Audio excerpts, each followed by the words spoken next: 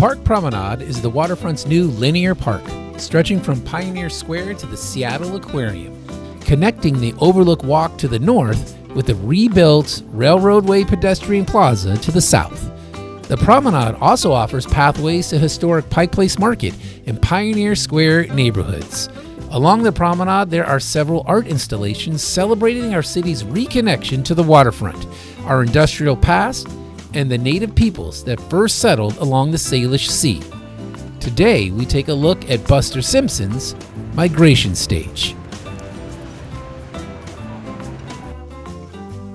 Buster Simpson's Migration Stage, located at the southern end of the Park Promenade near the Pioneer Square Habitat Beach, consists of two side-by-side art installations, the Anthropomorphic Dolosse and SeaBearers. These massive concrete blocks, known as Dolosse, are typically used to protect shorelines from erosion.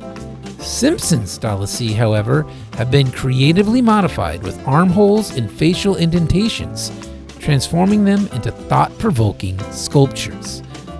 Today, they offer a unique seating area along the waterfront, but they also serve a greater purpose. The armholes allow them to anchor woody debris, creating vital marine habitat.